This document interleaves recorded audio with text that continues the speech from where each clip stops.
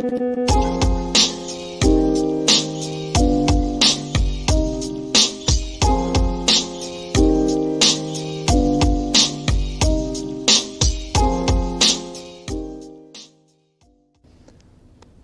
Hunt was second in command of the Watergate break-in. He gave himself up shortly after the principals were apprehended. In January of 1973, he pleaded guilty. In March, he was sentenced to 35 years in jail for conspiring in a simple break-in, unarmed, without larcenous intent, and with a clean record. He was jailed in March. Meanwhile, his wife had been killed in an airplane accident. In August, he testified before the Irvin Committee. In November, Judge Sirica reduced the sentence to 8 years. In December, the Court of Appeals ordered his release, pending a review of alleged irregularities in the prosecution. Next June, the next month, the Court of Appeals will hear arguments. After that, he will return to jail or remain free. Meanwhile, he is at work on a book about his experiences, tentatively entitled The Road to Watergate. It will be his 43rd book. I am constrained to say, full disclosure-wise, that I have known Mr. Hunt for 23 years, and I am the godfather of 3 of his children and executor of his wife's estate. I add, however, that this program, like all other firing line programs, is entirely unrehearsed. Wow.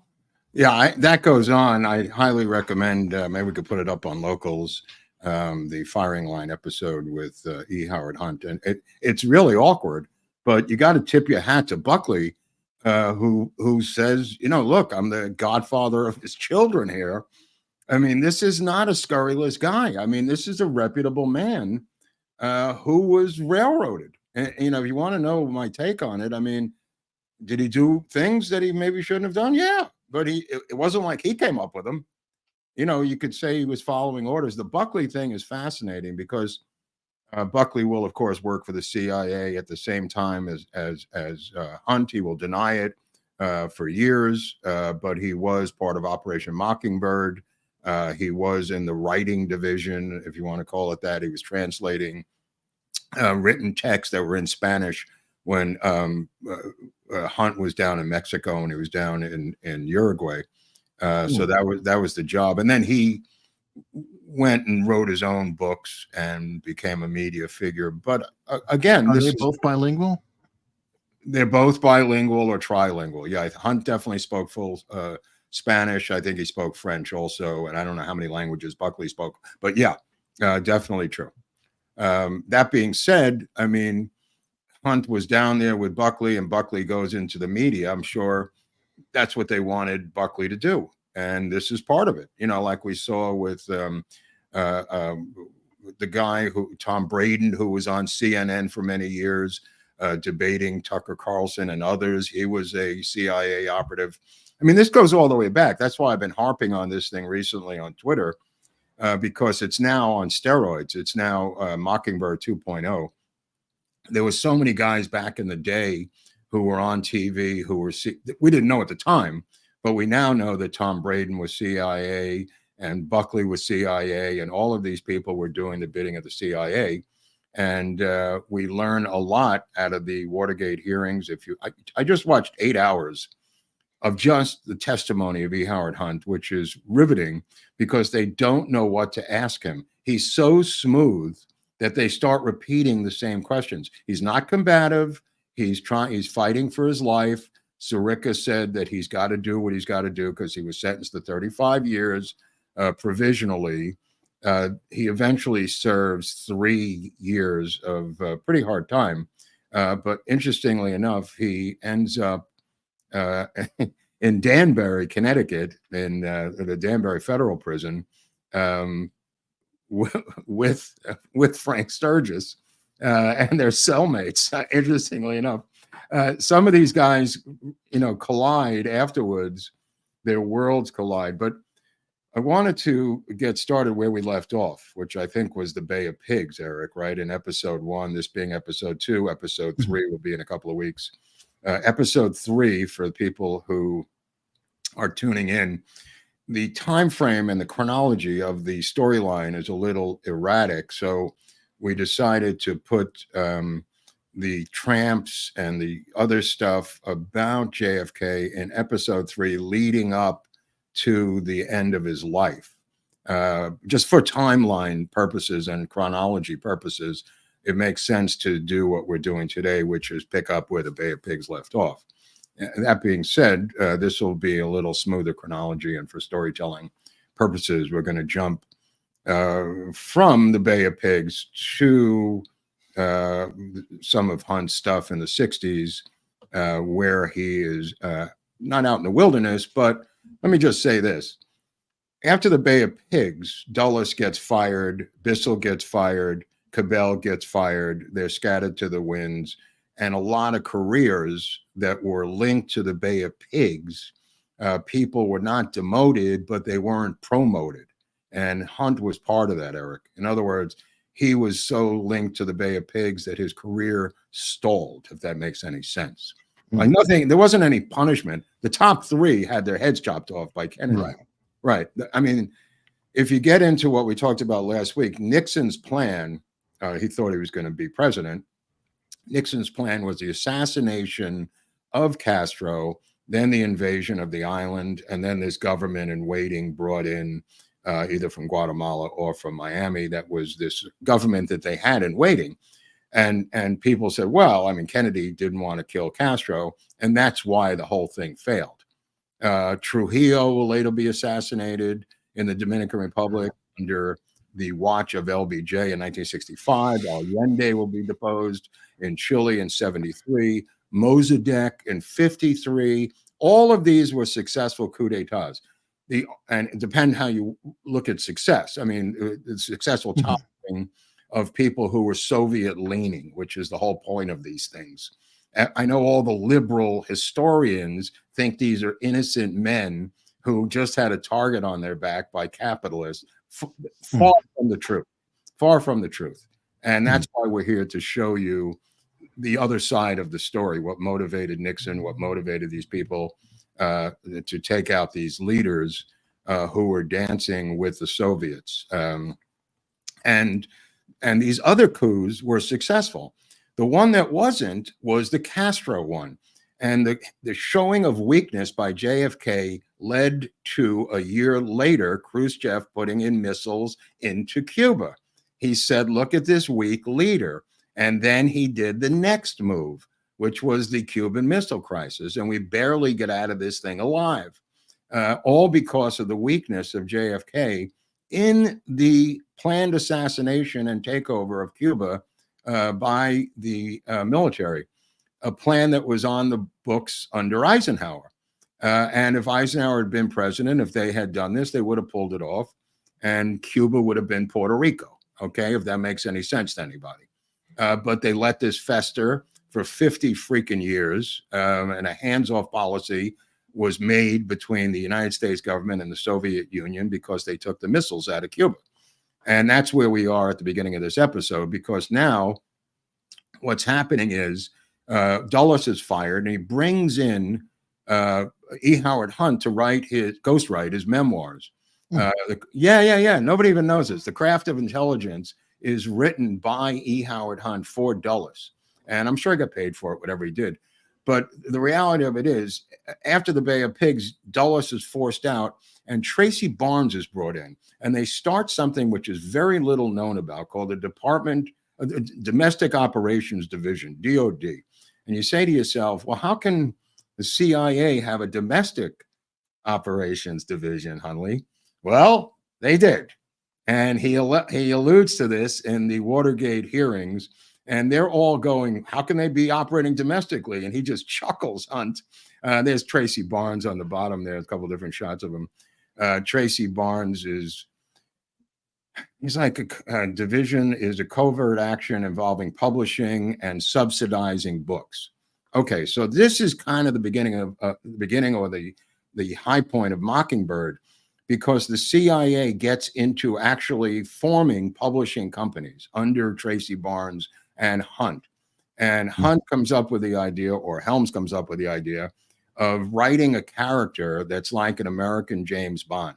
And that's where they want to begin to put propaganda into his novels, not unlike the Ian Fleming novels. He is told or reaches a deal with the publishers to write a series of books that would be the equivalent of James Bond. So what does he have to do? He has to retire again from the CIA. He will retire again in 1970, but in 1965, he will retire and go to Spain to do this job. The Spanish ambassador, the American ambassador to Spain, ironically named Bob Woodward, not the same guy, will refuse to have Howard Hunt in the embassy. So Howard Hunt then has to resign and become a contract agent for the Central Intelligence Agency while doing the same freaking job. It's kind of stupid by this guy Woodward. But I'll just tell you this, and this is one of the most fascinating things I found out about domestic operations at this time. There's a guy in 1964 who's running against Goldwater named LBJ. And he tells the CIA he wants them to break into Goldwater headquarters and, just like Watergate, steal all the position papers, scheduling, speeches, everything they can from Goldwater under orders of a Democratic elected president of the Democratic Party, although at that point not elected, actually fell into it somehow. And Hunt doesn't want to do it. And because why? He's a Goldwater supporter. And he says, this is really wrong. This is my guy. I don't want to break in and do this. But they do it anyway. Hunt follows orders, and him and his apparatchiks break into Goldwater headquarters and steal speeches, schedules, position papers, documents, every single thing that led to, same as Nixon with McGovern, a landslide victory for LBJ. You could make the argument that LBJ did not need it, just like they made the argument that Nixon didn't need it, that he was power mad. He had massive leads on McGovern. Why did they break into the DNC? Well, they've covered up the break-in of Goldwater headquarters by the same E. Howard Hunt, who was ordered to do it by forces within the Domestic Operations Division, led by Tracy Barnes. I just wanted to get that out there because I'd never heard that. I know you never heard it because I discovered it in my research and nobody's found this thing out. And it's absolutely riveting, especially when you watch the Watergate hearings, how they continue to try to browbeat this guy into saying this is an aberrational situation, that nobody would ever do this. And Hunt, to his credit, says, look, this orders came from the president, at least from the Attorney General Mitchell, as my partner Liddy told me. I believed I was doing the nation's business. If I was wrong, I was wrong, but I was under the impression that Mitchell, the Attorney General of the United States of America, had signed off on these break-ins. Now, keep in mind, back then, if national security was involved, the president could do these types of actions. And that's why Nixon comes up with a famous line, I'm paraphrasing, where he says, if the president does it, it's not a crime. And they was ridiculed for that. But what he meant was, back in the days before there were laws against it, if national security was at stake, they were allowed to go the extra mile. And now that led to the creation, Watergate led to the creation of something called, you got it, the FISA court. That's where that came from. Now that's been abused by the FBI and other sources. Unbeknownst to people, Nixon did not have a good relationship with J. Edgar Hoover. They did not get along. He didn't like Nixon. People thought it was the other way around. Not true. When Hoover died, Nixon saw the opportunity to appoint his own guy. That turned out to be L. Patrick Gray. It was a nightmare. But the guy who had the super close relationship with him was LBJ. They were neighbors. They lived across the street from each other for 20 to 30 years. They knew each other intimately because he knew how to use power. Nixon did really not know how to use the power that he had. In other words, when he tells Haldeman that he's got to deal with Helms and tell Helms to get the FBI off their back. Nixon should have picked up the phone and called Richard Helms, but that's not who Nixon was. He was introverted in those areas. He was not bellicose like LBJ was. If this happened to LBJ, he would have picked up the phone and done what a million recordings have shown. J. Edgar, you're my man. You know, I love you, J. Edgar. Nixon couldn't do that. It wasn't in his DNA, bro. It was in LBJ's DNA. They were completely different types of politicians. One guy delegated, and that was Nixon, and he delegated this stuff to Haldeman and Ehrlichman. When Haldeman goes over to see Helms at CIA and tells him that this is going to open the scab of the Bay of Pigs, blah blah blah, and this is going to look bad, he doesn't want to hear it from a flunky, Helms. He doesn't want to hear it from the office guy. He needs to hear this from the president of the United States. Now, he's training him and teaching him how to do this. Nixon is going, you got to play it tough. Of course, that's what they do, Bob. You got to play it tough. Don't lie. You don't have to go there, but you got to play it tough. And he goes over and Helms just says, get the fuck out of here. I don't need to hear this from you, essentially. You know, and Helms is correct. I mean, they were trying to do something immediately that Helms was well aware was coming because of the involvement of the CIA in the Watergate break-in. There's the two top guys, the Berlin Wall, as they were called, Ehrlichman, Haldeman. You then had Kissinger, who was German. You had Ron Ziegler, who was German. The Germanic element in the Nixon administration was breathtaking. But nevertheless, okay. So in 1965, he resigns from the CIA and he goes to Madrid. He wants to be in the embassy, but he's not. But he's in Madrid. He's writing these novels, and he's living in William F. Buckley's apartment, by the way, in Madrid. I don't know how you work that out, but he wants to write these novels with a guy named Peter Ward. Is the James Bond? That's the name of the action hero. Is Peter Ward? James Bond. Peter Ward. And 1966.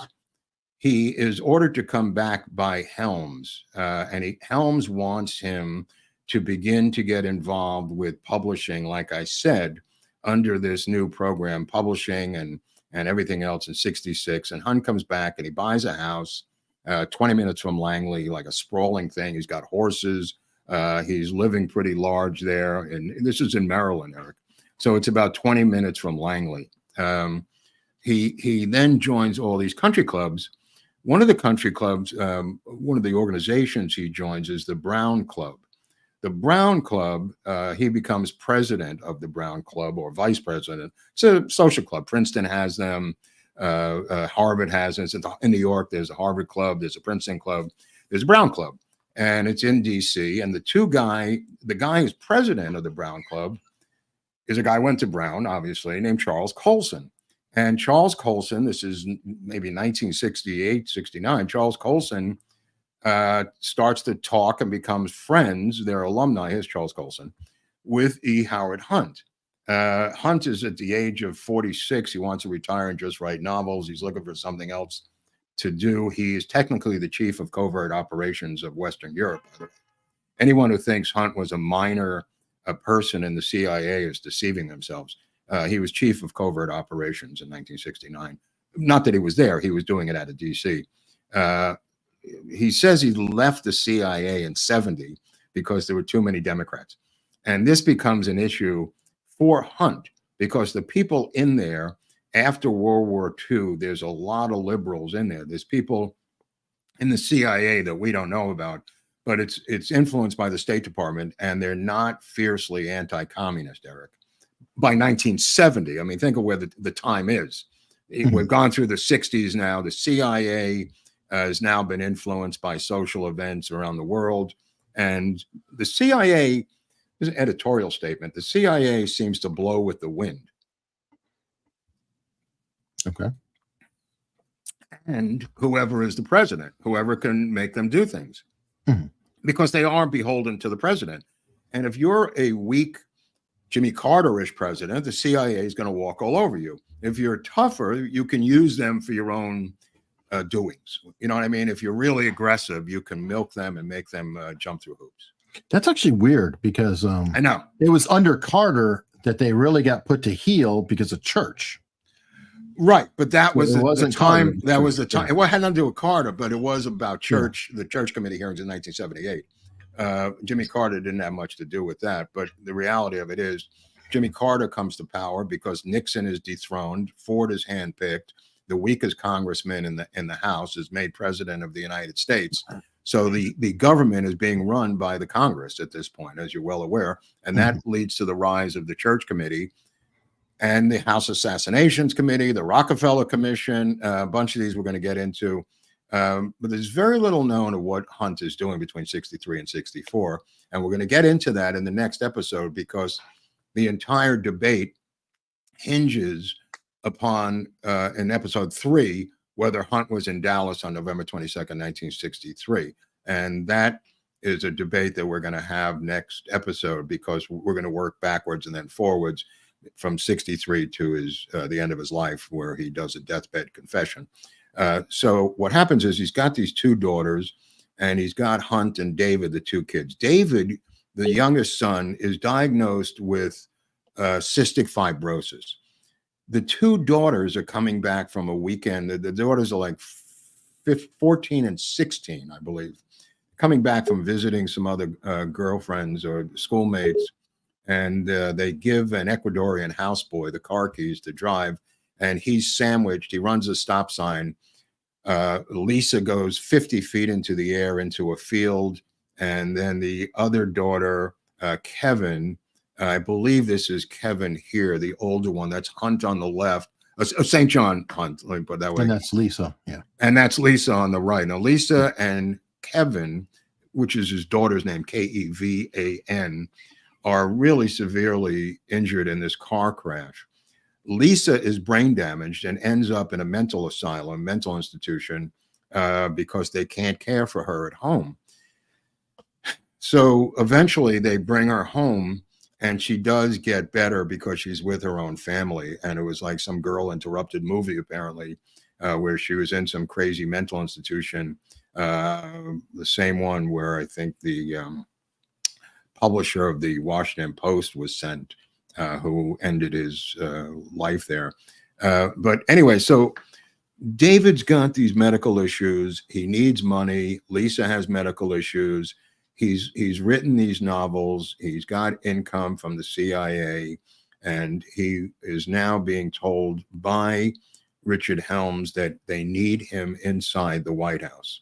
And this is where the entire movie starts, is because Chuck Colson begins to tell him about Nixon. And he had met Nixon back in the day. If you remember from episode 1, he was in a restaurant. He met Nixon. He talked to him over dinner or coffee or dessert or something about his foreign policy. And they were in sync about the decommunization of Central and South America, and rightfully so. In 1968, he tells Colson that he knew Nixon, and he agrees with him. So there seems to be a confluence of needs, because the secrecy of the White House is leading to all of these outside agencies attempting, Eric, to infiltrate the White House. We went over the Radford-Mora affair last week. We went over the Admiral Zumwalt affair. Both of these spy groups were spying on Nixon and Kissinger. The CIA wants to have someone inside, and that's where Hunt comes into play. Also comes into play is James McCord, who he believes is a double agent, Hunt. Martinez, he knows from the Bay of Pigs, who's actually CIA. He trusts Martinez. He trusts Bernard Barker because he knows these guys. The guy he doesn't know is Alfred Baldwin III. Alfred Baldwin III is hired by James McCord. Now, James McCord and Baldwin III are both ex-FBI, and that's important because the rest of these guys, this guy is a double agent, and he says this in the Watergate hearings. He explains this in detail. We'll put up the hearings. They were running nationally, obviously, gavel to gavel. But the Hunt one, interestingly enough, is months after the bigwigs have already testified. They've already had Colson. They've already had Ehrlichman, they've already had Alderman, and people are wondering in the American media, why are these hearings still going on? They're torturing this E. Howard Hunt, and he literally is taken in from shackles in prison where he had been beaten up by inmates, robbed by inmates. He had a stroke in jail. This is all from Sirica. This is all from Sirica, saying if you do this, if you don't do this, you're going to go to jail for 35 years. I mean, he was a beaten man. His wife had died in a fiery car crash. His kids had turned into drug addicts. I mean, at the beginning of his, if you have a video of his opening statement, he sums it up in like a minute. He reads an opening statement before he testifies before in Watergate, and it really tugs at your heartstrings. And they do not give a fuck.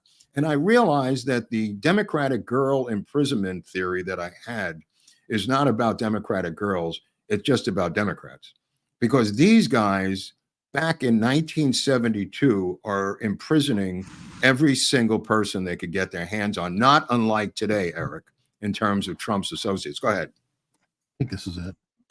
I participated in and had the responsibility for a number of such entries, and I had knowledge of many more.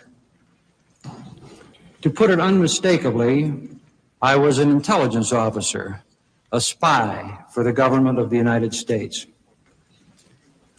There have been occasions, as one might expect, when covert operations by the United States or other nations have been exposed. Such episodes have not been uncommon.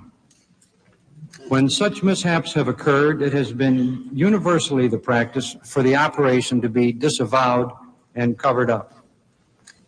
Usually, this has been done by official intervention with law enforcement authorities.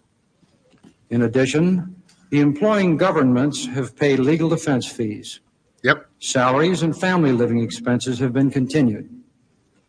Former CIA Director Helms has testified before this committee in regard to some aspects of this practice. After retiring from CIA, I was employed by a firm whose officials maintained a relationship with CIA. Some months after I joined the firm, I was approached by Charles W. Colson, special Okay, so counsel we to the could president. stop there because that's where we are. That's where we are in the story. So he's approached by Colson, and Helms is happy about putting him inside the White House for reasons that I just explained. So they go to Ehrlichman. He introduces him to John Ehrlichman. He says, "This is my friend Howard Hunt," in the White House. And they begin to say to each other, what can we do? And the first thing they want to do is there is a guy named DeMott. And this guy DeMott is a friend of Ted Kennedy. And DeMott is close to Ted Kennedy, and they want to know what happened in Chappaquiddick. So their first plan is to befriend this guy DeMott and surreptitiously interview him and wiretap him and meet with him as part of the first. And this is also not very well known. He is involved with this thing with DeMott, and it's the first. Clifton DeMott was the guy's name. He had been a motel lobbyist for the motel industry. And Colson and Ehrlichman, under Bud Crow, bring in Hunt. And they want this in Special Investigations Unit, SIG, which is what they create. That later becomes a nickname, the Plumbers Unit. But the initial July 7, 1971 meeting with Ehrlichman, Hunt, and Colson is the first time they really meet. And they want to get on the case of Clifton DeMott. And what do they want Clifton DeMott to do? They want him to spy or give them information or dirt on a friend of his named Ted Kennedy. And Clifton DeMott, turns out it doesn't really work out. But what happens is Ehrlichman calls up General Cushman at the CIA, deputy director, and he says, I want you to give carte blanche to one of your former employees who's now working for us at the CIA, give him whatever he needs. So Hunt goes over and he gets secret agent devices. He gets tape recorders, he gets wigs, he gets the voice altering devices. He gets this whole, bag of tricks from the tricks department at the CIA. And this indicates and demonstrates that the CIA is involved, because Helms could have said, go fuck yourself, but he didn't. And he was cooperating with a program that he now knows is in existence. On the record, I mean, Eric. He already knows what Hunt is up to. But this is Ehrlichman himself, the advisor to the president, calling up, telling Helms in no uncertain terms, and Cushman, that this is our guy and he worked for you and we want you.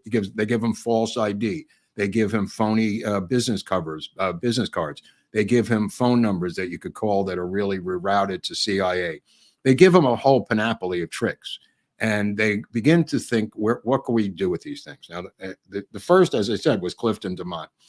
But there's another thing that's gnawing at them. And we talked about this briefly in episode 1, and that's Daniel Ellsberg.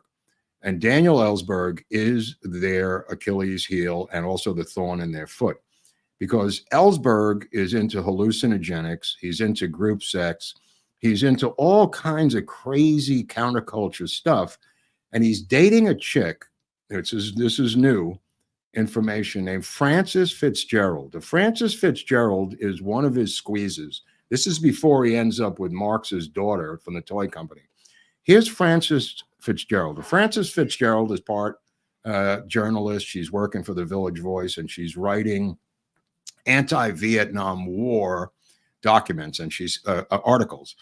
Here's one that Eric's showing. I don't know if this is by Robert Friedman, but It's about her. it is about her, yeah, when she becomes a famous writer. But at the beginning, she's writing for the Village Voice, not unlike myself, and she then goes up to the New York Times. This is her DOD card. She goes to Vietnam, and she's covering the war in a negative format. And she hooks up with Daniel Ellsberg. Daniel Ellsberg and her start to have a lot of sex together.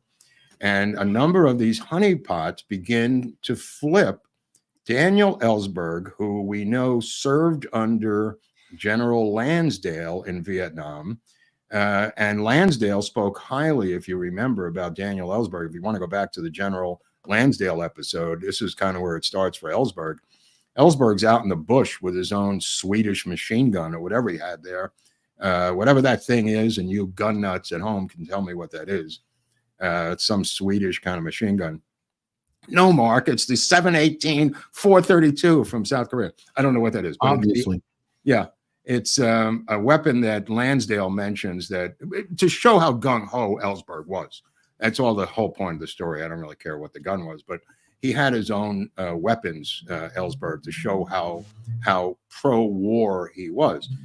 So they begin to put these honeypots on him, and he begins to become the patsy that will then release the Pentagon Papers through a guy named Mo Halpern, Mark Halpern's father, and Leslie Gelb from the New York Times, who actually write the Pentagon Papers, which I think are like 70,000 pages long.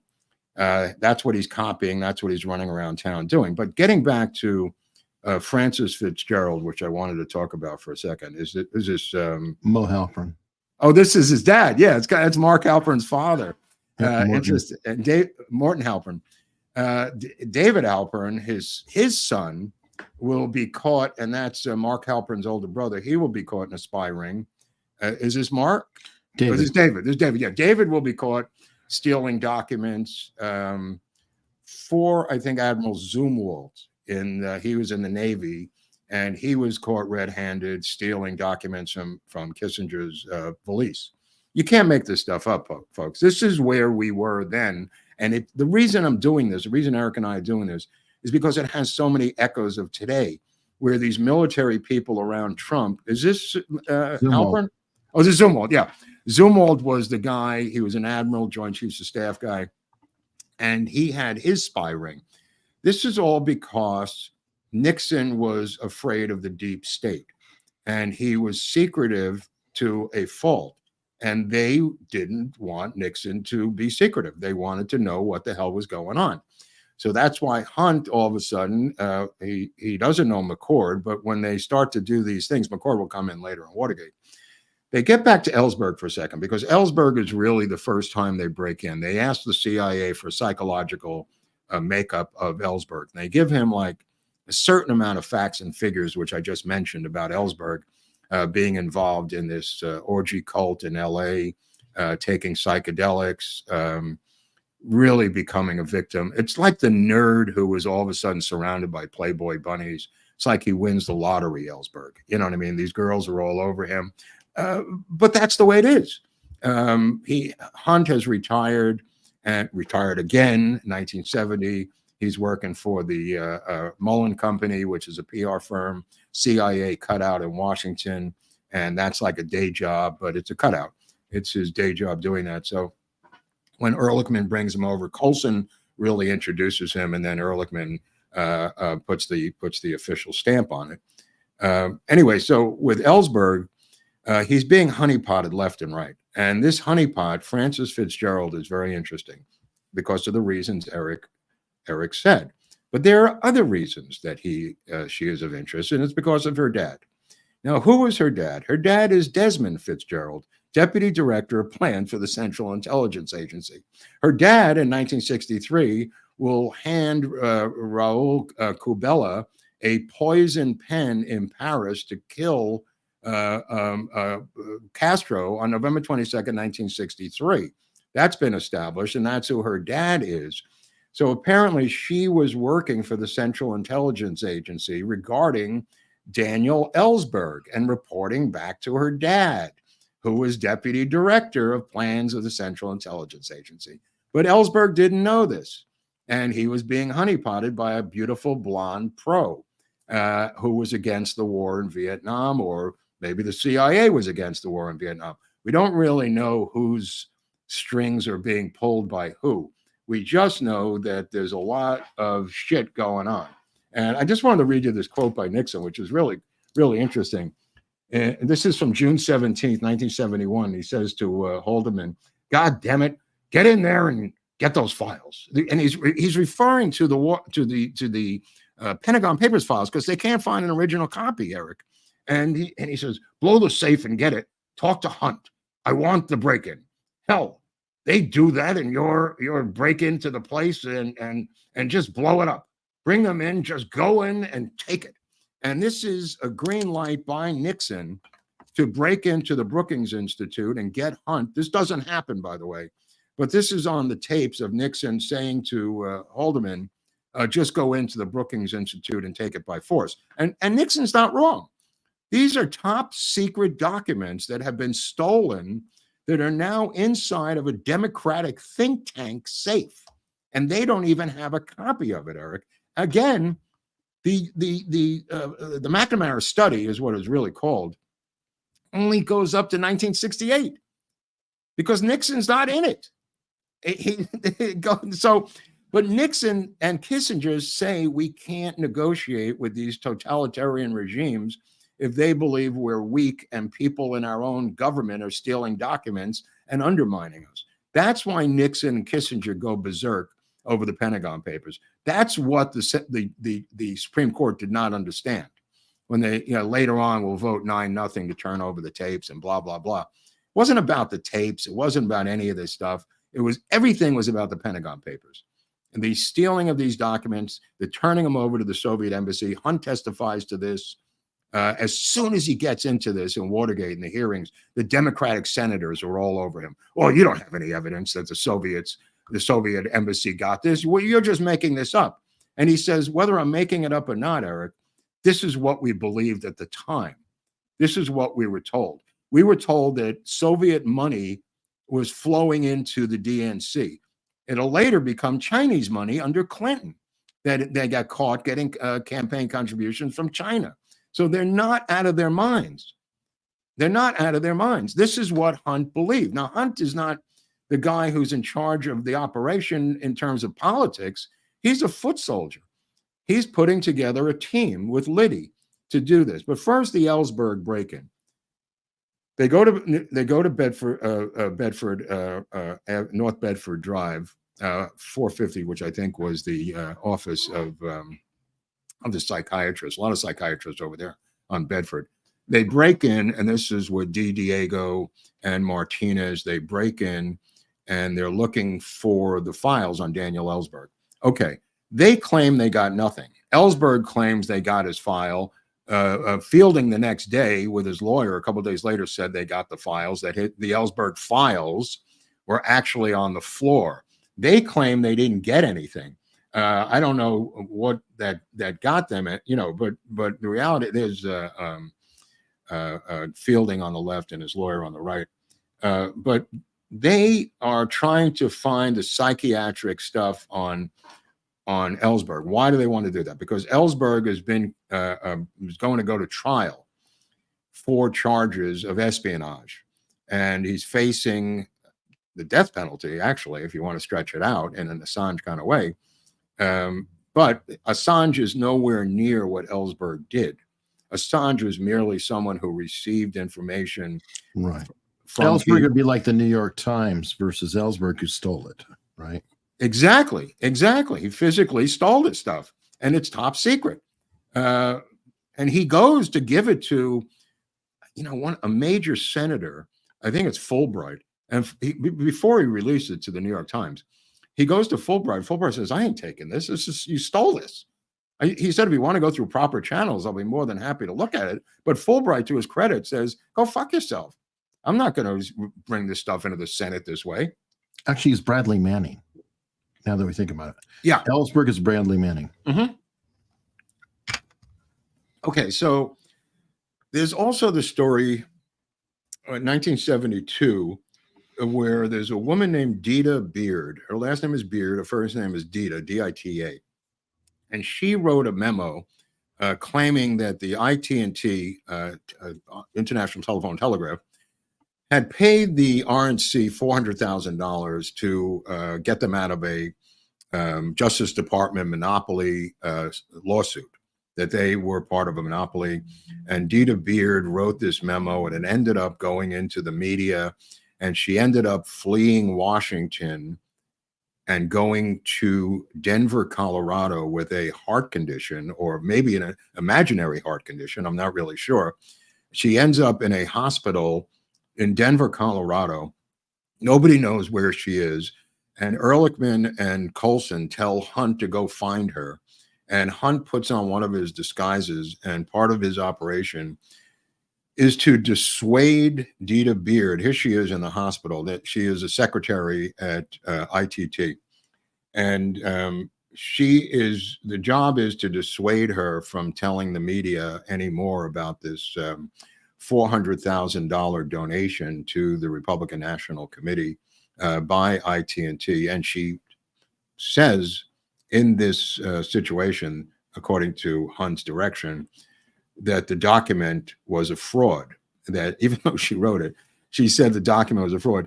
Everyone later, after Hunt leaves in his disguise, shows up at her hotel room. And that means Democratic senators, investigators, heart surgeons show up, people with the stenographers at her bedside, and she's under sedation. It's really a crazy story. And she sticks to the story that the document was a forgery.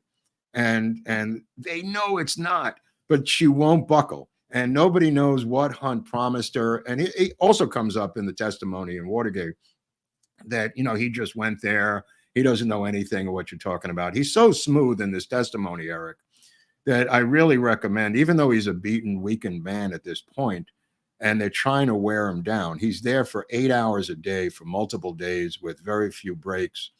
At one point, he puts on sunglasses because the reporters are right. Yeah, it's really dark because at one point, the photographers are right at his feet for an hour, photographing his face at his feet. And his lawyer has to ask them to the committee to get these photographers away from him. And Irvin says, "Can you please go away?" And they just turn around and do the same thing. They don't do anything. They just turn around in a circle. That's why he's wearing the sunglasses, because they won't leave him alone, and they're right at his feet.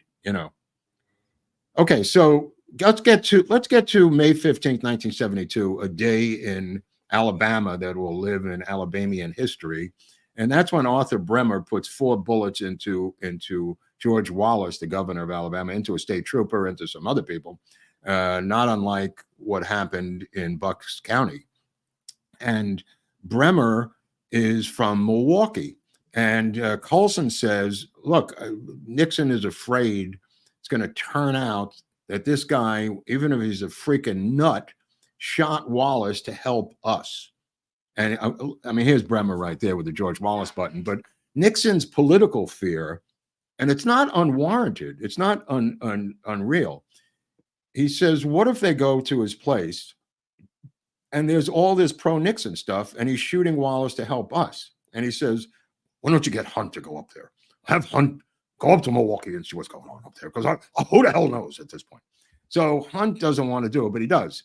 And he goes up, and there's controversy as to what Hunt did up there in the apartment. Hunt said he never went. Other people said he did. And then there's the question of the Bremer diaries and the authorship of the Bremer diaries. Now, Gore Vidal says famously that he believes that the diaries were physically written by E. Howard Hunt, and he compared the handwriting. No. Vidal went into an entire symposium of analyzing the Arthur Bremer diaries, and emphatically says they were written by E. Howard Hunt. I remember you specifically saying they were very well written, though. Yeah. Almost too well written, and that's what Vidal gets onto, and it's kind of like Bill Ayers and the writing of Obama's memoir. It didn't sound like Obama, and that's what triggered some people initially. And there were phrases put in by Bill Ayers, who famously, Weather Underground leader, who wrote the memoir of my father for Obama, and then famously wanted more money, and Obama kicked him to the curb. But Bill Ayers, to protect himself, put in certain nautical phrases that only he would know as a merchant marine himself, Obama never having been in the merchant marine. But that's a story for another day, and it may be part of the episode we did on Obama and the CIA and family. If you look back, I think I might have mentioned it in that episode. He claims he refused to go there, but again, what is he involved with now? The Bremer diaries are out, and Bremer is incarcerated. So he goes to the State Department. Nobody knows. Hunt is a huge figure. He's involved in so many. He's everywhere, bro. That's why I wanted to do Hunt in 3 parts. His new assignment is to read the Pentagon Papers and become, according to Coulson and according to Ehrlichman, the inside expert in the White House on the origins of the Vietnam War. Okay, you could buy into that. He reads all 50,000 pages of the Pentagon Papers, or 17,000 pages, or whatever the fuck it was, and studies them and realizes that he's got to look at these cables at the State Department. And the cables, there's about 250 cables about Vietnam from the Kennedy administration to the ambassador Lodge, who was a Republican senatorial challenger, but Kennedy made him ambassador to Vietnam. You will be very good, Ambassador Lodge. I need the help. So Lodge goes to Vietnam, and is this Lodge? Yeah. Okay. So there's cables back and forth about Vietnam, and he looks at the chronology of the cables, and he looks at the cables leading up to the assassination of the Diem brothers in Saigon in the coup d'etat by Big Ming. I know these are strange names to people who don't know what's going on, but they're historic figures. Big Ming will replace the Diem brothers. And he notices that the cables in the middle about the dates of the assassination are missing. The Kennedy people took them out. They're not there, Eric. And this is at the State Department's historical division of all the documents, like their Smithsonian, their National Archives, their records for history. Inside there are missing cables around the days leading up to and following the Diem brothers' brutal, and I mean brutal, assassinations. They're machine gunned within an armored personnel carrier. They had fled to the Catholic Church. There was an airplane on the ground, meaning like a C-140 transport plane that was on the ground, and Lodge denied their access to that plane that would have flown them to Paris. So there's documents in there proving the culpability where Hunt says in the hearings, and all these Democratic senators flip out. They do not want to hear this in the Watergate hearings. And Hunt says it was like the Kennedy brothers put a gun to their heads themselves. And it was like, whoa, whoa, whoa, whoa, whoa, whoop, whoop, alarms going off, alarms, especially Sam Ervin. And who's sitting in back of Sam Ervin is this hippie writer who is the partner and frontman for Ted Kennedy. And he's the puppet master, Ted Kennedy, of this guy who wrote books with him and ghost wrote all his books. And Sam Ervin is standing in for Ted Kennedy. He's handpicked by Ted Kennedy to serve, because Kennedy didn't want to be the face of Watergate. It would be too bizarre. It would look like payback against Nixon. So they picked this good old boy from North Carolina, and I was a judge, and I'm a good old boy, and nobody could challenge my repute. You know, so he is now the front guy, Sam Ervin. But in back of him is the Kennedy guy right in back of him. So Hunt, and there's Sam Ervin, yeah.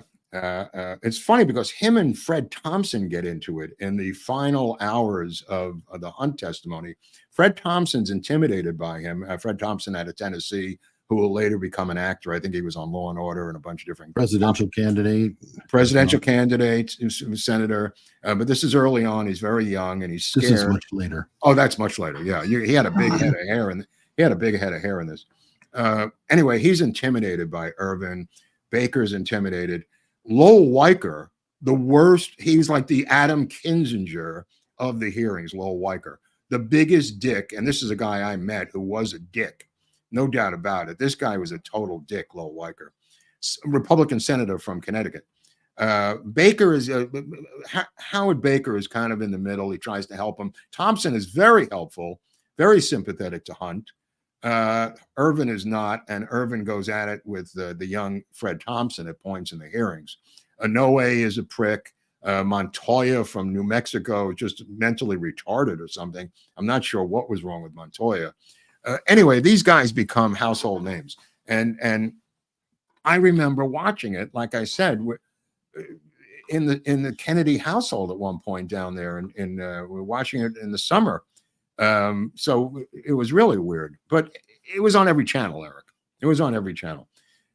Anyway, so they want to get this situation where, Nixon says Hunt's involvement in this thing with the Bay of Pigs, and he's the guy we got to use for all these different things. And he takes these cables and talks to Colson, and Colson says to him, why don't you make up some cables to fill in for the cables they stole? Oh, this is Lowell Weicker, by the way. What a dick. In fact, Nixon says, what is wrong with this Weicker? What does he hate us so much for? He's a Republican. I don't understand it. And it's like he is a blue blood Connecticut rhino. He's there. This is before rhinos, obviously. But if there was a rhino, it would be Lowell Weicker back in the day out of Connecticut, which will later have Blumenthal, currently as the one of the senators from Connecticut. And then what's his name? The Jewish guy just passed away. Lieberman. Yeah, he became a senator. And anyway, so Colson says to him, why don't we create the cables that they stole? And he says, that's a great idea. So Hunt goes to work forging the cables from Vietnam for the State Department that they believe are historically accurate as to what happened. Like a couple of days before, and during the day of the assassinations of the DM brothers, and the days afterwards. And they feel justified in doing this because the cables have been stolen. And so he forges these cables. And this comes up in the Watergate hearings. And they said, don't you believe that was political? And he says, no, I think it was national security. There's a debate throughout the Watergate hearings as to whether the stuff Hunt was doing was politically motivated or national security motivated. And it's a thin line. It's a gray area, Eric.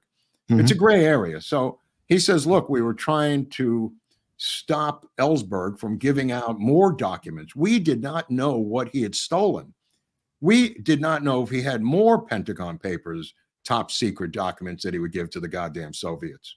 You know what I mean? So look at it from their point of view. It is a national security situation. Mm-hmm.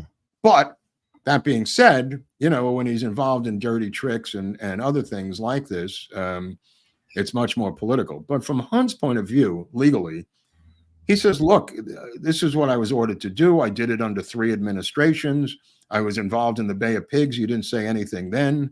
When I was doing stuff for LBJ, you didn't say anything then. Now, all of a sudden, I'm a war criminal. You know what I mean? Look at it from, I mean, exaggerating, but nevertheless, this is what he's up against, you know?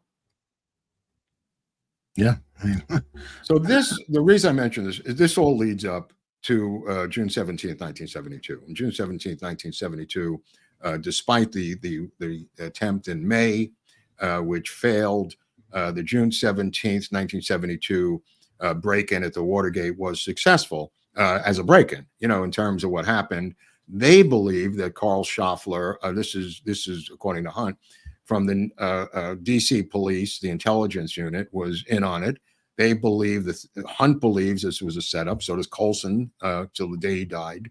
That Alfred Baldwin, he gives the example of Alfred Baldwin. To people at home, Alfred Baldwin III was a guy from Lowell Weiker's home state of Connecticut. He was a Democratic operative. He had a Democratic uncle judge. He had a cousin who was in the DNC. They didn't know this at the time. He's hired by James McCord. James McCord, who was brought in to babysit Martha Mitchell. James McCord, who famously worked for both the FBI. There's Schaffler right there. Is that him on the right? Yeah. Okay, so Schaffler, for reasons that were never explained, was outside the Watergate way after his shift was over with a group of men, seemingly waiting for a call from someone. Alfred Baldwin, is across the street in the Howard Johnson's motel with binoculars and a telescope watching the Watergate building. And Hunt says, how could you not reach out to us when you see the lights on every single floor going on with men running around? This is the cops, Eric. He tells them nothing, Baldwin. So when they are arrested, and Hunt is not arrested, Hunt is across the street with Liddy on another floor. Alfred Baldwin runs up to Hunt and says, what should I do? And he says, what do you mean what you should do? Get the goddamn equipment, put it in your van, and drive anywhere you want out of this city. Just get the F out of here. And he says, okay. He takes the van, loads it up with the equipment, and drives it straight to James McCord's house. And it was the last place, Hunt says this was the last place on the planet Earth I would expect him to drive to, because now McCord has the eavesdropping equipment in the van in his own driveway. And he asks McCord's wife to drive him to Connecticut. I mean, they're in DC, Eric. She's in the middle of the night. Can you drive me to Connecticut? Wow. McCord is a double agent, as is Alfred Baldwin. These are inside operators who want this plot to go south for various reasons, because this is a coup d'etat to take down Nixon. Nixon got too popular, too fast. He had too much power. He won by too big of a landslide. He had a secret government going on, and they did not like it. So whoever greenlit this program, and I believe Helms was involved, he'll later become forced out by Nixon after this, forced to Iran as the ambassador to get him out of the United States. But what Hunt is alleging and talking about in these hearings is the fact that traditionally when you're arrested in these spy operations or apprehended or wounded or whatever, your benefactors, Eric, take care of you. And they agreed to this right out of the chute. The amount of money that he paid to Bittman, his attorney, Hunt flees to L.A. Hunt gets on an airplane. He goes to Los Angeles. And he goes to Los Angeles and he hooks up with a CIA lawyer out here in Malibu. And he's not fleeing, but he wants to make sure he has legal representation before anything happens. And the CIA guy hooks him up with this guy Bittman in D.C. And Bittman is like the rest of them, a Democratic lawyer. There's not much you can do about that. He pays Bittman, and this is in the money of the day, $156,000 in legal fees to Bittman. He will then be sentenced to 33 years in jail. That's how good Bittman was. And this, no, I'm saying, I mean, Imagine without him, it'd be 100 years, right? No. Multiply $156,000 by 7. That's today's money. And that's what you're talking about in terms of how much he paid one attorney. And that's Bittman. He later will fire Bittman because he wants to blame the CIA hunt as his defense.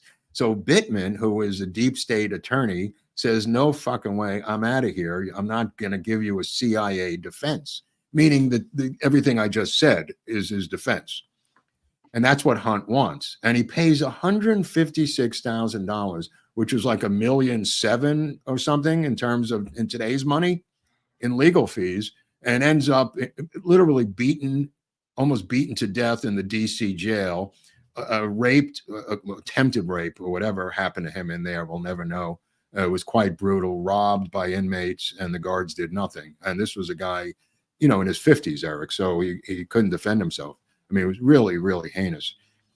Anyway, so Bittman gets paid all this money, and the White House is paying for it. The Hunt, through his wife, through Dorothy Hunt, we're going to get into Dorothy Hunt now, through his wife, Dorothy Hunt, begins to contact Colson and others. Eagle Bud Crow is a guy in charge of the plumbers unit, to get legal fees and living expenses. This is not blackmail. This is not hush money. This is not a shakedown. This is quite traditional. This is Eagle Bud Crow over here. He will be indicted. The money is given out to Hunt to disperse to everyone else for lawyers. They go in, they get arraigned. Schmuckface McCord is asked by the judge where he works and says, I work for the CIA. And that's where supposedly, Woodward hears it for the first time, that McCord is CIA. That's in the urban myth department of the All the President's Men movie. But in reality, the situation is that it's traditional, and that's what Buckley is talking about, William F. Buckley, in the show with Hunt. It's traditional to be taken care of by your benefactors with legal fees and expenses while you're incarcerated, getting out, on trial, whatever the case is. They handle this. And Liddy gives him an envelope right out of the bat of $10,000 when he finally hooks up. He comes back to DC, meets with Liddy. Liddy gives him $10,000, and he says, who is our paymaster? And he says, Robert Mardian is our paymaster for this project. So they're all expecting to get money for their lawyers. They're all expecting, they plead guilty. They plead guilty. They don't contest it. They're going to do the time. They don't give a shit. And then it gets crazy in the White House. And Nixon starts to pull the chicken switch. John Dean is working his way in there saying this is going to cost millions. By the way, I just got the book yesterday, John Dean's book that was referred to by Nixon's lawyer on our episode. It's called Nixon's Defense. And in fact, on page 55, as Jeff Shepard said, is an asterisk on the bottom saying that the smoking gun was a completely wrong definition of that tape. It was not about the cover-up. It was about the cover-up of a Democratic Mexican donor to the Nixon administration who did not want his name revealed. How do you like that? Dean finally reveals it 55 years later in a book after he's made all his money and bones on this smoking gun tape. The whole thing was bullshit. And he says it in his own book. I saw it last night. I finally got it. Jeff Shepard talks about it in the episode with Jeff Shepard. I had to see it for myself. I almost fell off the couch last night. Wow. Yeah, wow. Yeah. And that's his latest book on Nixon, called Nixon's Defense. I wonder why Jeff Shepard hates his guts so much. Dude, there's a guy with a lot of worth of hating. I mean, this guy is such a weasel. He is trying to extricate himself from this entire thing and goes in to talk to Nixon. I think he met Nixon twice. He talks about Hunt Nixon and says, look, Hunt's involvement in the Watergate will open the whole Bay of Pig things. Just pay Hunt. And he knows that Hunt is not blackmailing him. Hunt deserves to get paid because he's paying everybody else. And he can't because he's in the DC jail. So Dorothy Hunt, who is a CIA, ex-CIA agent herself, I believe she worked not for the CIA. I believe she worked for the Department of the Army Military Intelligence in a different branch, because she was involved in finding Nazi art loot in Europe, in Western Europe. And I think that was the Army that did that. I think she worked in that Army division that dealt with that. Nevertheless, she was a sharp woman. And I think Dean called her one of the smartest women he's ever met or something. Dean told Nixon Dorothy Hunt was delivering the money to the Cubans, that she was the paymaster. And he explains to Nixon about this, and he says she's one of the smartest women I've ever met in my life. Some quote to Nixon from him: Mrs. Hunt was the savviest woman in the world, is the actual quote from John Dean. Now, keep in mind, she's also a mother of all these children at home, and her husband's in jail. Right? They're trying to get him out. He finally gets bailed out, but this guy's having a rough time, and he's got a lot of things hanging over his head. But after Watergate break-in, Hunt, he goes to L.A., comes back, and Nixon tells him, to Dean, Hunt is the major guy to keep under control. That's Howard Hunt. Nixon knows what's going on. And that's where he says the famous quote, "We can raise $1 million. I know where to get it." And he was talking about the Teamster pension fund, which will eventually be, some of it will be given to him to pardon for Jimmy Hoffa. And that's just a fact. I mean, there is no way around that. They took money for the Hoffa pardon, and I think he's alluding to the slush fund of the Teamster pension fund, which is an unlimited amount of money back then. And he says, because Dean says we're going to have to pay these guys, and Dean is the one who starts calling it blackmail. Dean is the one who starts calling it hush money. Dean is the one who's entrapping Nixon into this vernacular. But Nixon doesn't see it that way. Nixon sees it as paying their legal fees, which is not insane and has been done previously in other administrations and other areas of life. It's not a bribe. It's not blackmail. It's their legal fees. I mean, this guy Bittman, straight Democratic lawyer, got $156,000. I mean, he didn't give it back. Who's this guy? Bittman. Looks a little young here, but nevertheless. I matched it up with the press photo. It's from 67 time frame.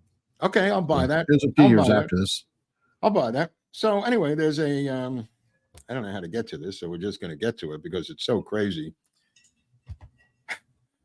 Hunt's wife has to take money to pay these guys in Chicago. I don't know who's in Chicago, but she's got $10,000 in her pocketbook, and before she gets on the plane, she takes out a $250,000 life insurance policy. Which, to be honest, a lot of people did that without even thinking. Back in the old days, they used to have it right there at the terminal. Cost like $3. A lot of people did that just for the F of it. She goes and she gets on United flight 553. It's December 8th, 1972. And it's at 2:29 p.m. and she's flying from DC to Chicago. And this is a very, very frequented route by people who worked in the government who lived in Chicago. And on board the flight with her is a woman named Michelle Clark. Michelle Clark is on there, and Congressman George Collins is on there, Democrat from Illinois. Now, Michelle Clark is interesting because Michelle Clark is a reporter for CBS News, and there's Michelle Clark. She is married, or her boyfriend, of course, is a CIA agent, of course, and she works for CBS News, and she is Mockingbird. Sorry, she has been told by Dorothy Hunt that she will give her an exclusive interview. All of them are in first class. Michelle Clark's in first class. Dorothy Hunt is in first class. Collins is in first class, and shit happens. Now, I'm going to have to explain this to you because it's a complicated situation, but the official narrative is this is Midway Airport on a runway that was very rarely used. There was some rain and fog, and it clipped the trees and then ended up in the neighborhood next door, killing 45 people on board, 2 people in the house, mother and daughter, a Polish-American mother-daughter team in the house, hit these houses, hit the trees, and people did survive. I think about 18 survived in the back of the plane, and the 45 were dead, and 43 of them on the plane is what I'm saying. So you might want to show a couple of photos of that mess, which Greg Boudel was at from our Thursday episodes in Montgomery radio show. Greg Boudel was working at the time and covered this crash in Chicago. For those who follow the show, I do a Thursday afternoon episode out of Montgomery, Alabama with Greg Boudel's radio show. Now, here's the crash. Now, here's where it gets weird. Like, if it hasn't been weird enough. His wife is dead. Michelle Clark is dead.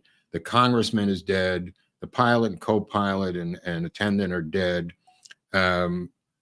50 FBI agents are there at the crash. 50. And people have exaggerated it or decelerated it. 50 FBI agents. There's the homes that it crashed into. It's an incredibly insane crash. 50 FBI agents are there within 24 minutes. Nobody knows how this is possible. Nobody knows where they came from, but it was 50. It's later admitted by William Ruckelshaus, who was the acting FBI director after he is contacted by the head of the NTSB as to what they were doing there. They go in and they interview people before the NTSB does. They listen to the flight up in the control tower before NTSB does. This is the inside of the plane.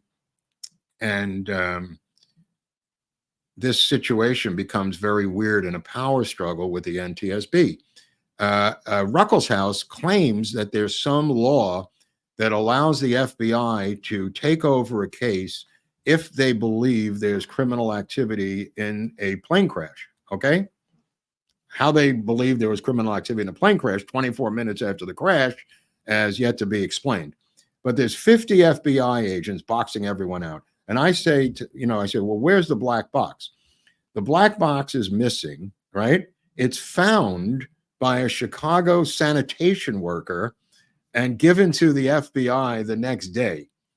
The flight recorder is found. The voice recorder is working. The shift stick noise device, what's called a stick shaker, is a device. The stick shaker is, and George would know about this. The stick shaker is the loudest alarm ever devised by man, put into a cockpit, even back in '73.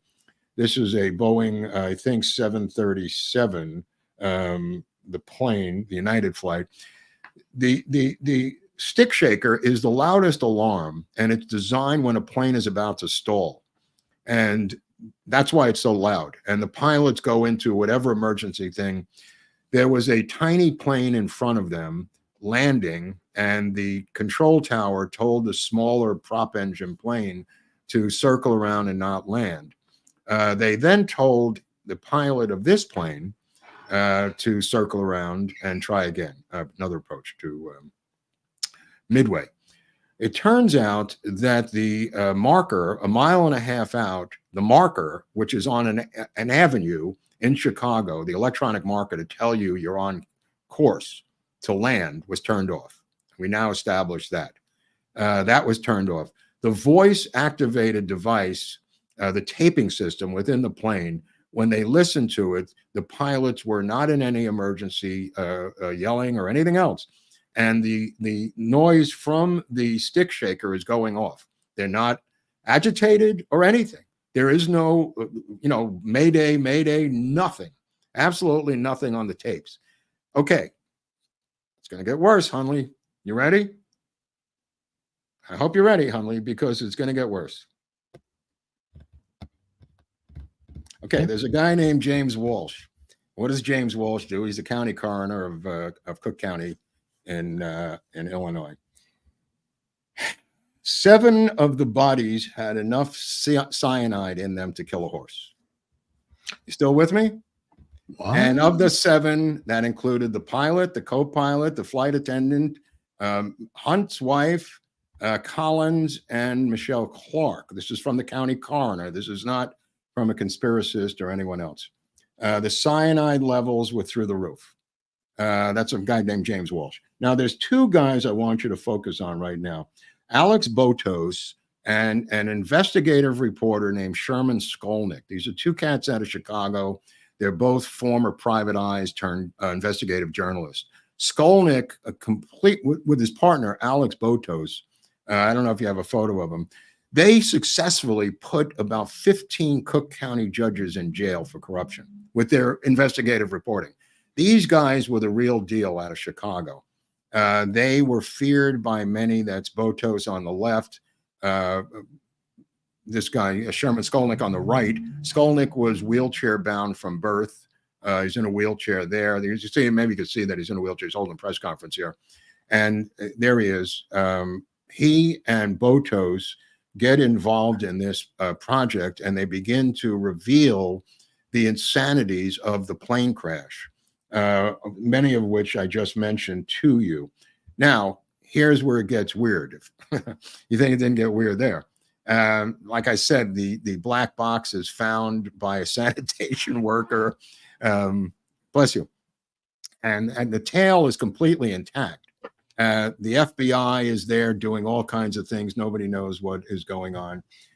So the investigation is being carried out by NTSB, FAA, and United Airlines. You just go, all right, how bad can this be?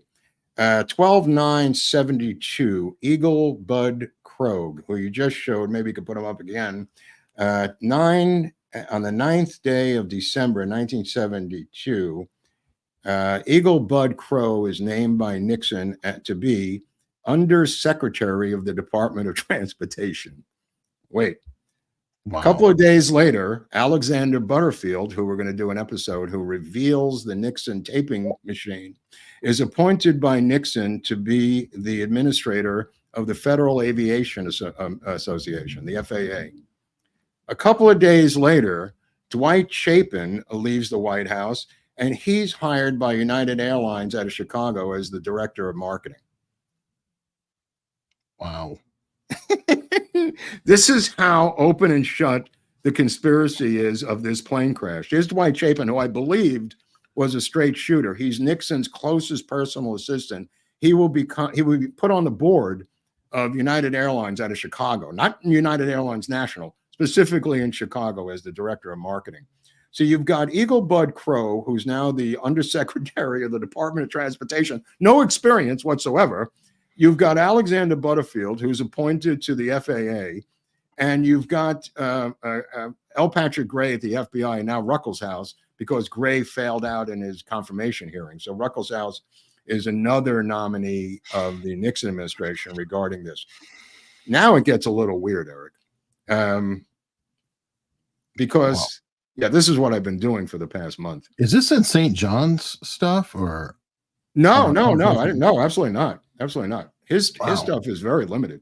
Alex Botos, the partner, he is arrested by a judge and taken to Springfield, Missouri, where he is put into the mental institution that General Walker was held in by Robert Kennedy. And yeah, Hunley, you got it. He's being held incommunicado by a Democratic judge in Cook County, Chicago, who say that his conspiracy theories, some of which I just laid out, are insane. So he must be insane. So he's arrested and shipped off to the Federal Correction Mental Institution in Springfield, Missouri, not to be confused with Springfield, Ohio. He will eventually get out in 60 days, but by then, the story is put to bed by these guys appointed by Nixon. So you've got that going on. The Dorothy Hunt story was also that she had bonds, bonds on her that were negotiable, and she was had the money from the Nixon White House. One of the $100 bills said "Good luck FS" on it, written in ink. People believe that was Frank Sturgis. It's yet to be proven. The jewelry was turned over to Hunt. Of course, he was devastated by this. We don't know if he was involved or not involved. I think he was not involved. This was designed as a plan to take out some other people that had nothing to do with Hunt, but had a lot to do with who Dorothy Hunt was and Watergate, and the entire situation here with the paymaster being Dorothy Hunt. She was the one on the phone. She was the one that dealt with the White House, and she was the one who ended up in a fiery grave in Chicago, Illinois. This case is so brazen and so dark in terms of the cover-up of this. And again, people think it's a bomb. There's no bomb going out here. Let me just tell you the physics inside the plane. Both altimeters, the pilots and the co-pilots, which are designed to be separate altimeters, had spike holes through them, breaking both of them, so they didn't know the height of the plane. They did not know the height of their own plane. They had tiny pinholes through the glass in the front. These guys, and then to have the cyanide in there, that's a horse of another color. I mean, you could say what you want out of that. But what I'm trying to say is, this was not about bombing. There's other ways to take down these planes. And the situation with the switching of the runways at the last minute, the control tower tapes disappearing, the audio tape disappearing, the black box ending up with a sanitation worker. This is a multifaceted operation to take down this flight. And it's not the first time that this has happened, obviously, in world history, but this is a common way to do this, according to Skolnick and Batos, who investigated the shit out of this out of Chicago. Wow. Now, Hunt will end up serving 33 months, almost 3 years, and his kids turn to drugs. One of his kids, David, he turns over to Manuel Artime, the anti-Castro Cuban down in Miami, to raise him. Buckley, like he said in that opening statement by William F. Buckley, he was the executor of the Dorothy Hunt estate. And she came to him and said, at one point, I'd like you to be the executor of my estate if something happens to me. And Buckley poo-pooed it, but agreed to it and signed the executive orders to be the executor of her estate, which he was, and the godfather of the children. I mean, they knew that something bad was going to happen to them because of the situation they had put the White House into. You got enough yet, Hunley? There's another episode coming. This is just episode 2, my friend. That's why I wanted to do this with 3 episodes, because there's so much, and I can't fit it all in today. There's so much more stuff coming in the next 2 weeks involving. Just the crash alone is its own episode. Oh, I was going to do it, but yeah, it could have been, but we're going to try to do it now. And then, the next time we're going to get into the 3 tramps at Dealey Plaza. We're going to get into Hunt's lawsuit with Mark. So was Lane. Hunt involved or not In the crash? Yeah. Well, my opinion is no. He receives $250,000 almost immediately from the insurance company, but it goes right to the lawyers. Mm-hmm. He doesn't live large over this. This money is going to lawyers and to the Cubans. Or was that crash possibly a warning to him? Like it could have been a warning to him, I think. Yeah. Like you will shut up. Mm-hmm. You'll do your time. Yeah. Yeah. Because look at it. Nixon says to Haldeman, if Hunt blows, it's over. And he says, how do we know Hunt's not going to blow? Eventually he's going to blow, meaning talk. And think about it. What can you do? Can you kill Hunt? I guess you can kill Hunt. But then you got the Cubans to deal with. And they're all responding to Hunt. The only reason the Cubans are not talking is because Hunt told them not to talk. Hunt told them they're going to be taken care of. They all plead guilty. And they keep asking him stupidly in the Watergate hearings, then why did you plead guilty, Mr. Hunt? Okay, I'll just tell you this. He had all these documents in his safe in the executive office building next to the White House. Dean goes in and gets the Secret Service to drill it out and steals all of the secret documents that Hunt said would have helped him in his defense legally. And he said, I pled guilty because they stole all my defense materials out of my own safe in the executive office building that I had. And they said, what was in there? He said, all my notebooks, every CIA friend I had, every name and number, the history of the CIA, everything was in that safe. And he said and all of my records and all of my documented stuff that people told me to do this was in that safe. My diary was in that safe. They stole everything in that safe. John Dean admitted stealing it. John Dean admitted giving it to L. Patrick Gray, the head of the FBI. John Dean admitted telling L. Patrick Gray to burn all the documents he just gave him. L. Patrick Gray, the head of the FBI, took the Hunt documents back to his house and burned them in his fireplace. How do we know that? Because he said it at his own confirmation hearing, the retard. Wow. Yeah, wow. You bet your ass, wow.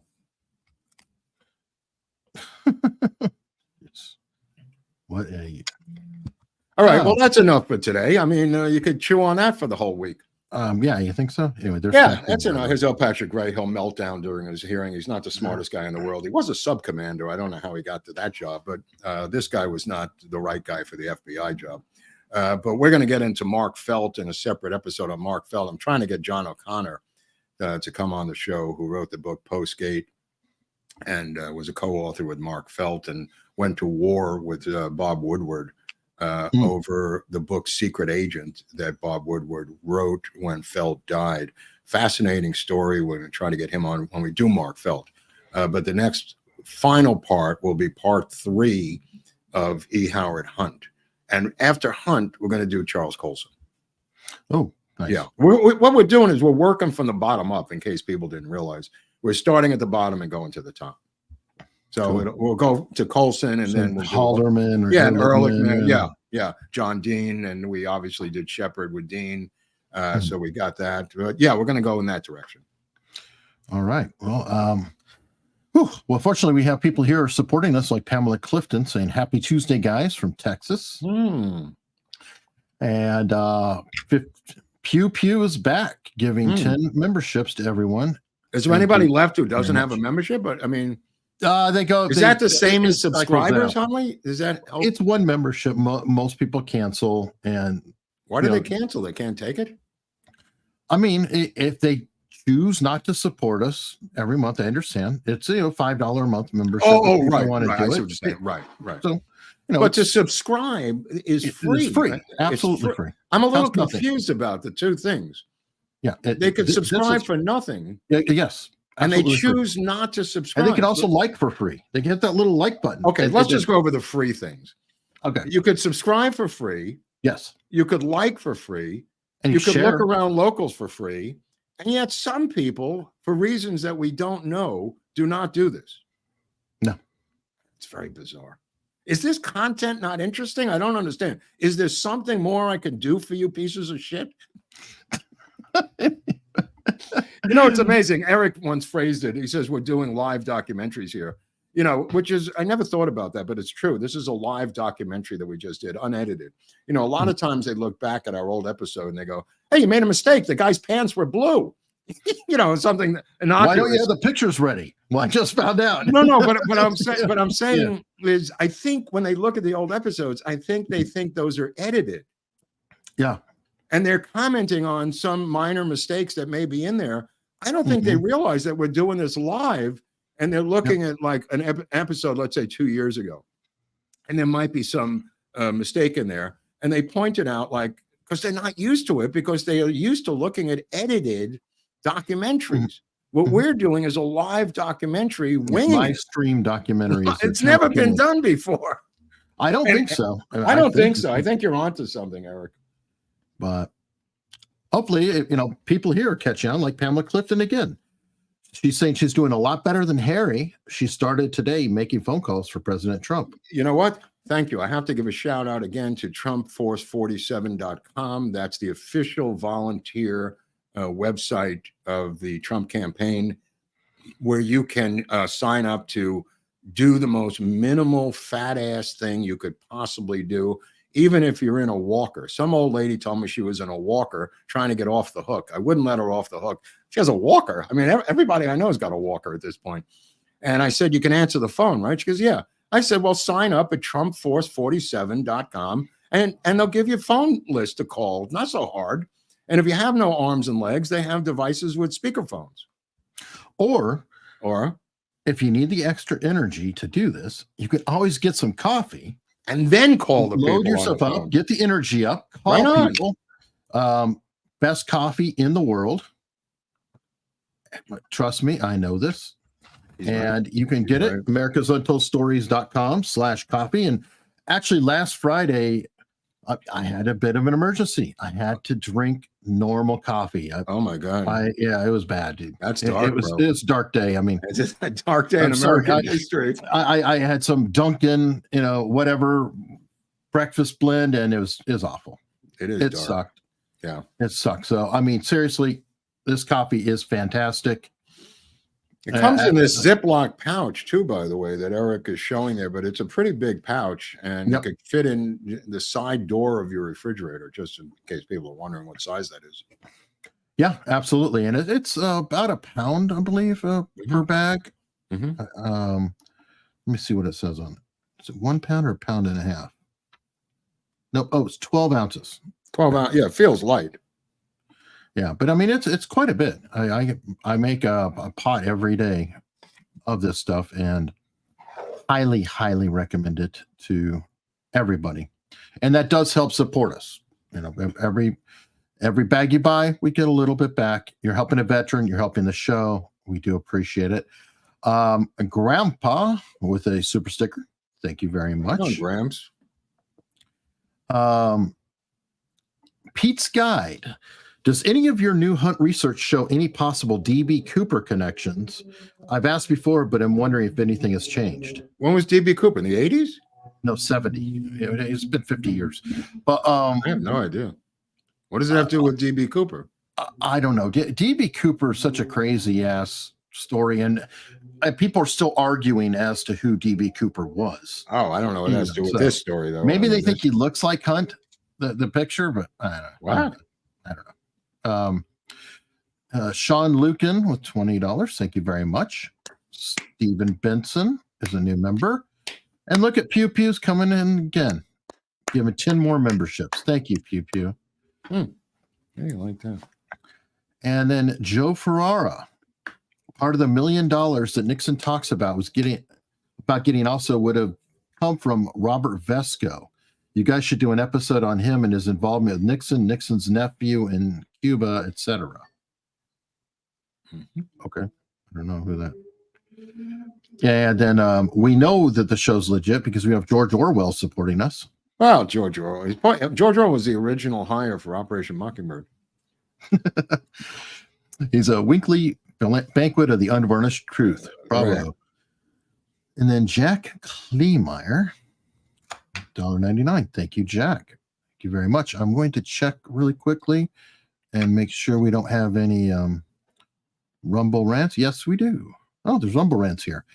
Comment between the irrational fits of rage and the prodigious sexual appetites, Diddy and LBJ seem not dissimilar. Diddy and LBJ? Oh, P. Diddy? Okay. Yeah. Oh, okay, that's a weird one. Okay. I'm sure. Okay. Sultron once said, all the writers mentioned being involved in intelligence work is reminiscent of Renaissance England. Do either of you think Ernest Hemingway was involved in intelligence work? Oh, yeah. Of course he was. Oh, yeah. Oh, yeah. Are you kidding me? Oh, yeah. Jeez. What, he fought? He was over fighting against Franco, filing reports over in Spain. Yeah, and then the Lincoln in Brigade. Cuba? Well, He was a member of the just Lincoln chilling in Brigade. Cuba. No, he wouldn't have talked to these people. Amjohn 12. I love you guys. I lived near Midway when that plane went down. Never knew the connection to Watergate. Ah, now you do, my friend. Now you do. Greg's going to have a heart attack when he sees this episode. I told him it was coming up. I mean, you know what's so funny? There is the Lincoln Brigade lost a lot of battles in the war against Franco, and Hemingway was involved in that. And Oliver Stone once told me about his career. He says about winning and losing projects, not getting made, Eric. And he said, I've lost more, great line. He said, I've lost more battles than the Lincoln Brigade. I never forgot that. It's just a great throwaway line. By the way, Nuclear Now is still on Newsmax if you want to watch the Oliver Stone documentary. Fantastic documentary on the history and future of nuclear power. Really well done. I don't know how it ended up on Newsmax, but it's free and I recommend it. It might be on YouTube for all I know, but I've been watching it on Newsmax. Yeah. Lynn Bleckstein. The plane crash really made this a truly dark episode for me. First thing I thought of was Trump's plane being in danger of Yeah, sabotage. that's why I wanted to go into it, because it's not about bombs. I mean, people. I know, but the cyanide, dude, that's so over the top. Yeah, baby. It's like, whoa, what? Look, I grew up at the airport, so I've got a special Casablanca romantic thing in my head about airports. I grew up at Kennedy, and my dad was a jet engine mechanic, and we'd have our Christmas parties at Kennedy and the airplanes and everything. And my dad would tell me how he'd find different, like an empty bottle of beer in the engine that somebody innocuously left in there, things of that nature. But, you know, to tamper with airplane engines, and that situation has happened all around the world since the beginning of commercial aviation, to take out, you know, people that they don't want to be around anymore. And we used to think it was just, you know, something that happened in Eastern Europe. You know, You mean like that Russian general that stood up to Putin that just yeah, but it's something that they can't imagine that it could ever happen domestically. These are, again, these naive belief systems that things in general can't happen here. We've now seen everything almost that has happened here. We've had coup d'etats here. We've had people taken out in planes here. I know people believe it only happens in the old Soviet Union, but it's just not true. We live in this naive fantasy world where we just don't believe certain things can happen here, Eric. we're just better at marketing. Better at marketing. Yeah. Well, somebody It wise. kind of is. I mean, what happened with Kamala Harris and Biden? That's not a coup d'etat. That was democracy. Somebody wiser than me said every totalitarian regime has their megaphones of propaganda pointed outward from their country. The United States is the only regime that has their megaphones pointed inward towards their country. Wow. Interesting line. Yeah. Pete's Guide said, Mark, your numbers of survivors and knots was right. Okay. Survivors and knots were right. What did I say? I guess on the plane, how many survived and how many didn't, I guess. Oh, okay. Thanks. Thank you. That wasn't so hard. I mean, I think there was 43 who died, 18 survived, 45 dead. There were 2 on the ground. I mean, it's not rocket science, but thanks. Frau Featherstone said Ron Brown. Yeah, I mean, look what happened to Ron Brown. He went on a trip and didn't come back. Wow. You know, like I said, I mentioned I wanted to get into this because of the Trump plane thing that Bongino hit me to a couple of weeks ago. And I remember this part of the storyline. Bongino was talking about guarding Trump's planes. Al Gonzalez was saying that before. Oh, Gonzalez too, right? I'm sorry, Gonzalez before Bongino. It wasn't Bongino. I'm sorry, it was Al Gonzalez. But when you look at United Flight 553 and how they sandwich them immediately with people from the White House, Hale Boggs. Well, we don't know what happened with that Hale Boggs thing. That legitimately could have freaking crashed because it was Alaska. But yeah, I'll take one. This thing is so crazy. It's so over the top. There's just so many things that the family of Michelle Clark, the CBS newswoman, CBS paid the next day to have her body cremated in Cooks County, despite the family yelling and screaming, "We want her body back." CBS immediately had her body cremated a day or two later. CBS, her employer. I mean, I don't know. If I worked in Ralph's department, supermarket, I wouldn't want Ralph's supermarket telling having my body cremated. Sounds like Mockingbird to me. Jeez. Yeah. Wow, that's insane. That is insane. You know what isn't insane though? You can also support the show and get yourself a coin, America's Untold Stories Challenge coin. I wonder where I put mine. I don't know, but I have mine right here. Always have it on hand, and you want to be able to have it where you can present it to your friends when you meet them in public. And You know what it I is- meant? There was a guy, a military expert who's on Newsmax. I don't know, I forget who it was. But in the background, he had, and I meant to tell you this, the background of his room, he had all his challenge coins on Yeah, display. Not very ours, big. but Yeah, it's huge for a it was military. a does that? military guy. Yeah, he was a captain or something. Yep, He he's retired, and he had all these. And I looked, and I went, "Oh, that's what Eric's talking about." yes, and a lot of military do collect them. Again, americansentinelstories.com/coin. You can always pick one up. I'm very proud of the work that our artist did. Again, it's another vet, disabled vet. Right on, And- right on, right on. Good for him. You know, I just wanted to point out about that Goldwater break-in by the CIA, the CIA at LBJ's request. There was a guy in the White House named Chester Cooper. Just so people know, historically, he was the CIA liaison in the LBJ White House. And when they broke into Goldwater's office, they gave the documents to Chester Cooper, who then gave them to the LBJ apparatchiks. Another name to look up. Yep. Yeah. All right, and apparently I got it wrong. It's Frou Featherstone. Who's Frou Frou? Oh, this guy. Yes, bye Frou rhymes with choo choo. Okay. Oh, okay. Frou. What did he just come on the scene, or has he been a regular? Well, I thought it was Frau. Oh, I see what you're saying. Yeah. It's It's Frou-Frou. a funny, it's Frou. Yeah. Yeah. A lot of people get that wrong. And he's been haunted by this his entire life, going back It's to a common fifth- name, obviously. I apologize. Even in fifth grade, they were taunting him with that name when he grew up in France.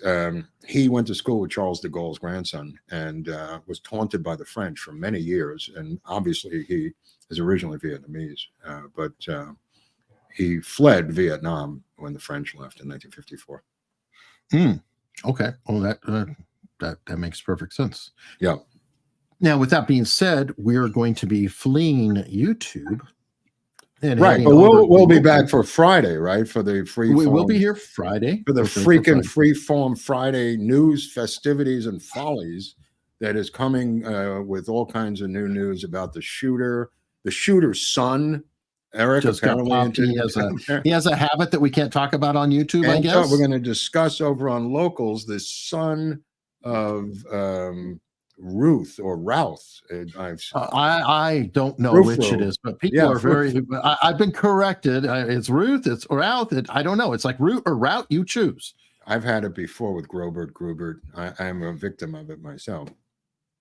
In German, the U is pronounced, and in Judaism, the U is silent, just so people know. In the Jewish culture, OU, you pronounced the U is silent. In Germany, non-Jew, the O is silent, and you pronounce the U. Oh, okay. And as a general rule. Okay. I guess that makes sense. Yeah. Because I have heard people say Groubert and That's incorrect. I mean, that's the German version. That's calling me a Nazi, which is a cheap shot based on where I came from. That being said, my mother was hip to this, and she was so afraid of a Fourth Reich that she founded a group called Jews for Hitler, which I found out about. I was very embarrassed, and she made herself the president. There were no other members, but she said that's just in case they come back. there you go. Were they cousins like Gays for Palestine? Yeah, they were gays.